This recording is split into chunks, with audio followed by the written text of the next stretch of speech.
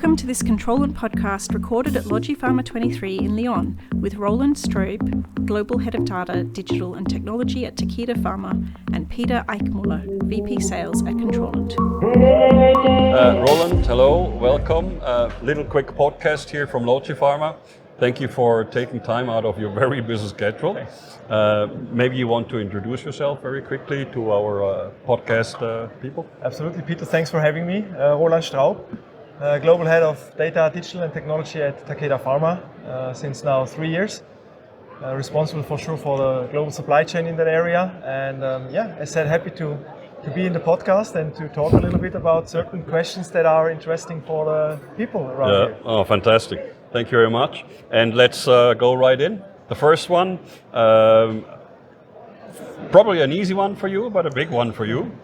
When did your company start with digital transformation? Yeah, okay, so as maybe some of the people know, Takeda went through big integrations over the last years with acquiring Shire, like roughly 4 years ago. And I would say that was even as well a little bit the point when the digitalization started, because you need to integrate two big companies together and you wanted to have the best out of both companies. Yep. And digitalization was a big part of, or digitalization was a big part out of it. Mm-hmm. But the real kind of tipping point, I would say, was roughly 2 years ago, when it was decided, on the one hand side, from our CEO, Christoph Weber, to be the leading digitalized biopharmaceutical company worldwide. That's probably a big stamp on the company. Big statement, I would say. Yeah. And that basically helped to really align and focus people into digitalized topics, into support the whole journey there. Yeah. And that was like roughly 2 years ago when it really started and changed over the past. Quite young, if one wants to say, but on the other side, you're full in the game, no? Yeah, for sure, but it's not that we started from scratch, basically. For sure, there were other different initiatives already available and in the works before, but I think that was really where the whole organization was kind of focused with a mission full and alignment towards digitalization and full alignment behind there. Yes, perfect. Absolutely. So that brings me to the next question. What were the key solutions in that transformation? Yeah, so through the integration, for sure, the first steps and in the journey to digitalization was the implementation and the strengthening of our North Star systems. So basically really having the digital core ready, where we speak about ERP systems, MES systems, LIMS systems, and so on and so forth. So really making our still paper-based processes that were available really digitized and making sure that systems that have been rolled out are fully adopted and people are using it. Yeah. So that was the first stake of really making sure that we can enter the journey of digitalization. That then basically enabled us on a second level to start collecting the data that we generate out of these North Star systems in an enterprise-wide data lake. Yes. For us called EDB, Enterprise Data Backbone. Okay. And in here, for sure, we need to make clear that we have the data rightfully contextualized, that it's structured and available, and as well understandable and labeled, that people, so our business customers, let's call them like them, are able to use this data as well for their purposes. Yeah. What is not always as easy because they are scattered, they are not always 100% clear.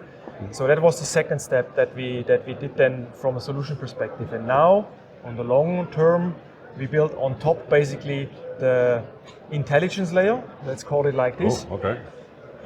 Where we want to use this data to really drive predictive solutions, artificial intelligence solutions, machine learning solutions, to support our business in intelligent automation, in getting data insights into areas where they might not have it at the moment, and then as well in supporting them to make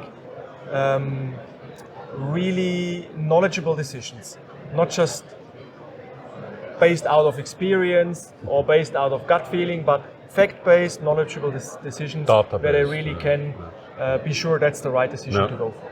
But you said before you started 2 years ago, but what you're saying now, this really looks like a steep learning and execution curve. No? It is a steep climb, and for sure I would say we still have areas where we need to focus and where we need to heavily work on the digital core. Yeah.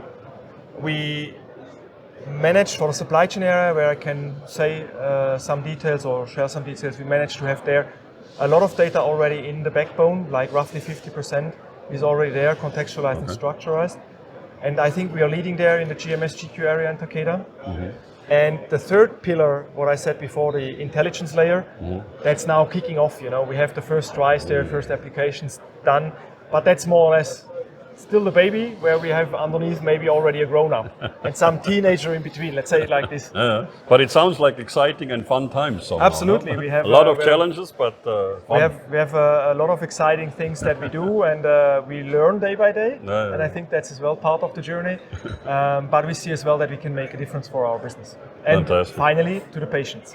Yeah, that's maybe one of your missions statements that you have as well. I mean, patient centricity. Absolutely. It's all about the patient, and I think that's a fantastic mission that you have in Takeda. Now, within the digitization, what were your focus topics, and maybe can you shortly elaborate why those were your focus topics? So, focus topics for us are and still be is mainly that we have, next to the data that we generate internally, how to acquire data from partners, be it 3PLs, 4PLs, but as well CMOs. Because yes, for sure we have certain integrations, but I think to enrich our internal data with what is going on out there with our partners is quite important. So over the last 1.5, 2 years, that was a big focus area for us. We really said like, okay, what is going on with our partners? How can we get this data? Can we get it structurized? That we have this on top of our internal data, and to make sure we can make database decisions. That was for sure one focus area. The second focus area was around integrated business planning, where we had for sure through the acquisition still various processes. So we streamlined processes there. We built in, or we developed and rolled out the SAP IBP solution to have there as well a global system available with all the planning data. And this is going hand in hand as well with data from external, internal manufacturing and quality data to really bring this up. So it was a lot around data gathering, data enrichment, and now it's time as well with a focus to really link this to commercial data, to financial data on top. Has that gathering and receiving that kind of data in the way that you are needing it, has that been an easy task, or? I would say not really. I would say it was quite a challenging task on the one hand side. There was not a real standard in the beginning, and on the one hand side from Takeda, but as well on the other hand side, depending on CMO or depending on 3PL, 4PL you basically ask for, you always have kind of, the requirement from our side is the same, but the execution on technical side is more often different than the same. And I think that's always kind of the tricky part, to really derive a standard out of this, to make sure, okay, it's always coming the same way. And it's as well reusable, not only for example, for 3PL, 4PL, not only for us, but as well for a different company they work with. So the kind of innovation means new standard of the future. Exactly, kind of thing. That was what was a big challenge there. And in the beginning as well, there were kind of hesitation from partners saying like, but if you start getting this data, what does it mean? Do you want to control us? Do you want to kind of penalize us at the end with data you generate? And then say, but so a little resistance. Yeah, there as was well. a resistance there as well. But I think in the sense of long-lasting partnership, they understood that it's not against them, but it's together with them and really bringing it to the next level for both of us, so for us and the partner. Yeah, you mentioned partnership, and with partnership comes trust. Absolutely. With trust comes obviously transparency, and I think that's when you kind of share these information in a totally different way as well. Exactly. Excellent. What do you see as main challenges? And we hear a lot talking about automation, optimization, but at the end of the day, where all the big pharma companies like Takeda want to go, the vision is to have an autonomous supply chain. Exactly. So what would that mean for you, and what is needed to achieve that digitalized autonomous supply chain? So I think there, first of all, It's a big question. Yeah, it's a big question with maybe even various elements in it. So the challenges there is, as we see, is on the one hand side data availability. No. Because we are not speaking now only about, okay, a disruption if a container is not coming from A to B because of, taking the example of the Suez Canal blockage 2 years ago. Good one. It's as well data that we need now from a sustainability perspective. Is this already available? In the end, we are responsible as well for our 3PL and subcontractors from the 3PL, for example, about the sustainability data. It is about having standards available to make sure there is not too much effort and cost behind for everyone, because the more differentiated kind of standards you need to kind of maintain, the more cost is for both sides. So there's various elements. So it is to work in a way together with partners, as well with companies like Controlant, for example, that offer certain solutions to get this data exchange going, that it's easy implementable, easy maintainable, reusable to a certain extent, and kind of reflecting an industry standard. And I think that's where pharma is now going towards, to define more and more industry standards, to be sure it is easy to use for everyone, and for sure as well in a very controlled environment, always applicable, because you have as well authority requirements you need to fulfill. Another hurdle. Yes, so there's so many things in it. So I think the overall environment of the pharmaceutical industry is not always so easy to make sure that everything is working out there. And but we see as well that authorities are changing now, coming towards us, discussing with us, hey, what are you guys doing? How do you see topics, for example, artificial intelligence? I mean, this is creating data insights and making conclusions that you maybe not are able to easily validate or make a qualification out of it, because it's new data, new insights that are generated. How do we really tackle these topics in a highly regulated environment? How to make sure that this data that is generated is correct, and not like just based on false information maybe flowing into the systems and so on. So, and how far an autonomous supply chain, is healthy, or when does it start to become maybe a little scarier? I do think. Is there I would not say we will have. I will not say we will have a completely autonomous supply chain. Okay. I would still say you have, to a certain extent, processes and steps that you can fully automate, and they are running fully autonomous. As long as they are within thresholds, within guardrails, within boundaries. But at the moment in time, you have an exception. From my perspective, you need to have a human interaction to understand and to make sure the exception is handled and it's taken in the right direction. Because that's where I think, at least for the moment, I'm not speaking about 20 years from now, most probably. No. But for the moment, for the next few years, that's still something that happens. But to make this initial part, what you can automate and what you can make sure that it's autonomous, that you really do this, that's an important step, because this will help internally as well to redirect resources to the real business problems and to develop the business in itself forward, and not doing the firefighting on day-to-day tasks that are breaking at the moment. So I think that's the... You mentioned before guardrail. So an autonomous has a certain guardrail, and then probably that guardrail, as you become more familiar with your, let's say, autonomous supply chain, you might then start broaden that guardrail, but you still will have guardrails to just secure that it's not gonna let loose. Absolutely. Okay. Absolutely. Cool. So now just to we have two more questions, but now some interesting and tricky ones come, and the other ones were not easy either. But this one is now, what would it mean for you? And in some way you answered that already, but I think we can deep dive a little bit more even. What would it mean for you to have real-time, data-driven decision making? What does that mean for you? So real-time data means for me and for as well Takeda, is that we know at the moment in time of the process what is going on. So, and now I'm coming back to the guardrails or to the thresholds or whatever. So if something is going out, you can react immediately. Yeah. That means you can bring in things back on track on a very fast pace, and making sure the business disruption or the business impact is either not happening or very minimized.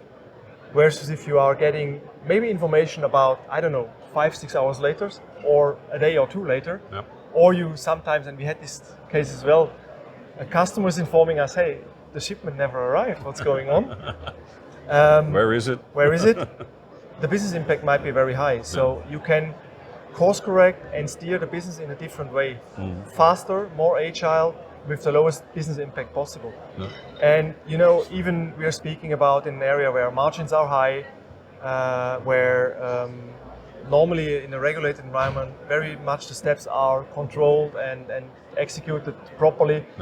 There's still a lot of things going wrong, and I think you can nevertheless optimize there to a maximum extent to make it more leaner, maybe more efficient as well, then to make sure that the goods are arriving patients as they should be, on a timely manner, in the right conditions, with no disruptions.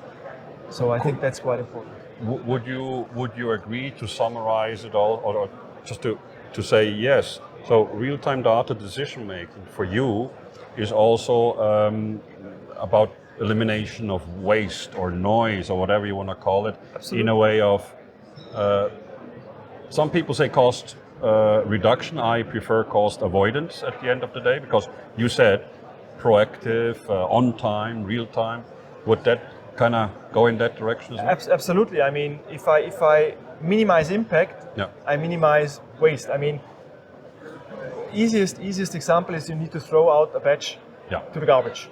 I mean, that's a huge cost impact. Disaster. That's a reputation impact. That's maybe a trust impact as well. And if I look already on those three, that's like 3 out of the 4 main pillars of our kind of values. It's maybe something that you don't receive an invoice for, but the impact has exactly. It has an impact on the patients.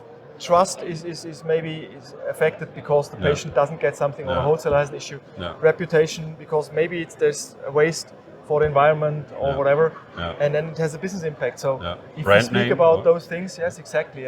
So it's about making sure that you avoid. You said cost avoidance. In the end, that you avoid those actions and those impacts for the company. Absolutely. Okay, cool. Now, you've been in LogiPharma now since day one. Yes. We have seen you on stage. You have been very present. You were invited to different panels. And by the way, very interesting panels. Thanks a lot. It was a great time to share that with you and be in the audience. Now, after these 2.5 days, plus minus, what are your takeaways from LogiPharma 2023? So I think what I saw over the last 2 days and what I heard in various as well presentations, I was participating and listening to, is that the whole industry has a huge focus on digitalization now, and that as well the kind of real-time information is getting more and more important. Okay. So you see this if you look across the board here in the hall, you see it in many presentations, and you see that as well. The industry is really in a time of change, I would say, from a more traditional execution of business to a more future-oriented execution of business, where digitalization plays a big role, where integration of devices, integration of and partnerships and collaboration with suppliers is more and more of importance. And I think from that perspective, we are on a good way towards the future. I think pharmaceutical will change more and more. I mean, you see this as well from a product portfolio. It's going less from the more away from blockbusters to patient-specific drug substances or treatments. And I would say, like in this specific topic, digitalization plays a big role, and that was the whole kind of vibes I as well got over the last few days here. where you see the industry is really embarking on that journey at the moment, and that's great to see. I mean, for me as a head of data, digital and technology, it's super exciting because I know there will be a bright future in front of us. Almost like a playground for you. Exactly, where we have a lot to do. I see as well new technologies like blockchain coming more and more into play. Okay. To have integrated solution where you can trigger contracting, data exchange, financial topics together in one solution, where then as well would be able to integrate other solutions into. So I see really there's lots of things coming towards us. Exciting things, not easy to implement things. And maybe first you do what you have already on your plan or on your map for the next 2-3 years. But I think it's always important, certainly in your business and in your quality, in your position, to know, where does it go, what's the vision, and how can, you take advantage Absolutely. of it. So from that perspective, super excited for the future. Yeah. So, Roland, thank you very much. Really appreciate it. It was a great time. It was fantastic.